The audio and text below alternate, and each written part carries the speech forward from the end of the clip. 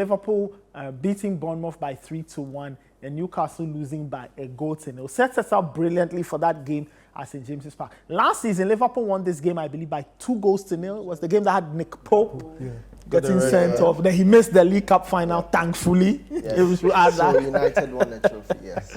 All right, guys, this is huge. Let me start off with you. It's we've seen how the two teams have looked in their first two games. Newcastle clearly have this intent. They want to disturb the order and change the establishment. But can they do it at home against Liverpool, who seem to have found a bit of their mojo back from a few seasons ago? It's actually a lot easier for Newcastle, I think. It really? Yeah, just because you look at the way they set up in the middle, they always try to find a way to release Joelinton or Guimaraes or Tonali, whoever ends up playing either side of the DM. And with Liverpool, without a DM, a recognized DM. But they've got Endo now. Well, yeah. Well, we'll see. We'll see. But I think the ability or the directness in the attack for Newcastle, that is what is potent for them. Harvey Barnes has to start this game. Isaac, we've seen what he's been doing. He's shown that last season it wasn't a fluke. He's actually quality. On the right, Almiron, he's still finding his rhythm, but I think he still helps the team. But the key thing is, if Newcastle probably start with Livramento instead of Trippier, then you'll find that they'll be a bit more balanced. They've got speed going forward, speed coming back, and that might be what will disturb Liverpool. But Liverpool have got quality in terms of Diaz, in terms of Nunes. I hope he plays Nunes because of fantasy. Salah. And those players will be very direct. They would hurt you when it matters. But Newcastle are playing at home. And now that they are establishing themselves as one of the teams in the top 4, top 5, they will definitely want to make a statement. And beating Liverpool at St. James Park will be the best way to announce themselves. We'll see.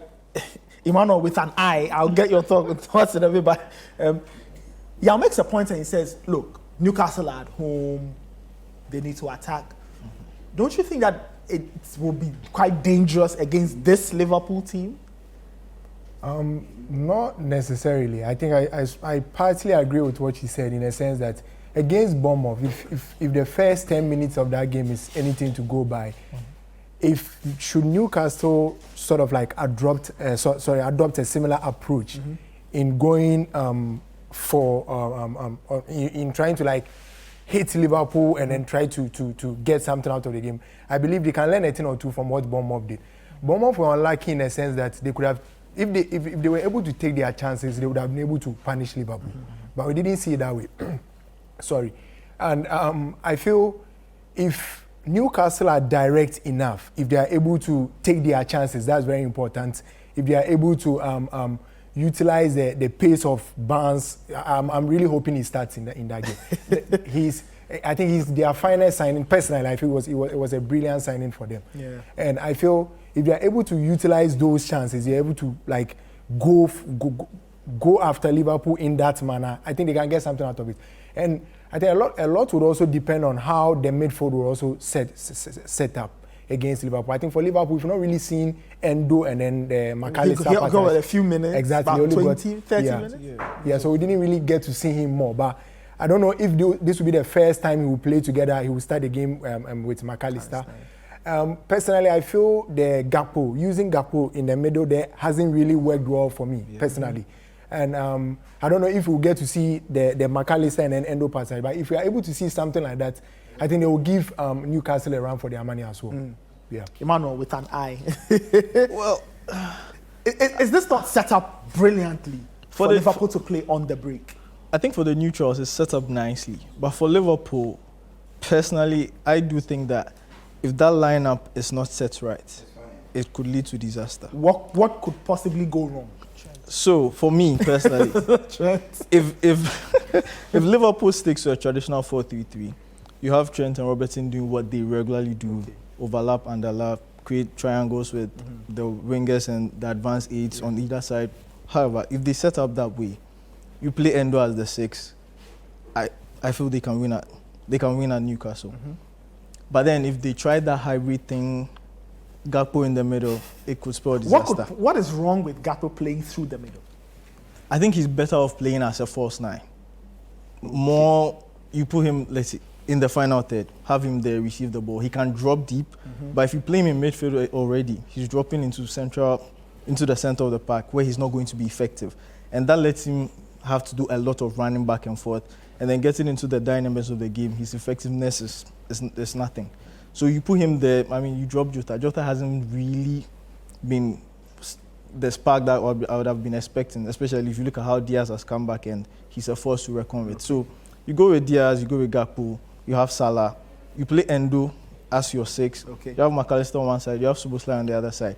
I do think with what Szoboszlai adds to the attack, you don't need Trent Taylor into the middle, especially if you're playing Newcastle.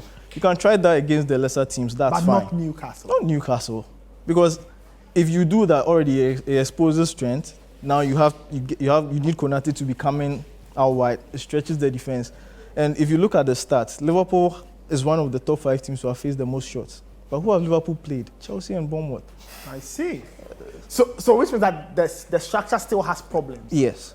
But maybe if you look at stats, Eddie Howe is the manager Klopp has beaten the most in the Premier League. So, and Liverpool beat Newcastle home and away last season, so that may favour them. But for me, I think if they stick to traditional 4-3-3, play players in their right position, don't try any funny business with this whole box midfield thing. I think they can be Newcastle. The box midfield is everybody tries. I love it. If you look at the Liverpool game, when Trent walked in there, I was like, he'll make a mistake today, and he did. Okay, so a few questions. So you're mentioning Liverpool go 4-3-3. So if you were Klopp, would you give Endo his fair start, or you'd still feel him into the I think he starts. You think he starts? I think he starts. Okay. From the cameo he had with the 20 or 23 minutes he played it, and he showed what he can do. Okay. He's ready to get in there. He's ready to get in physical, which that Newcastle midfield is going to do that.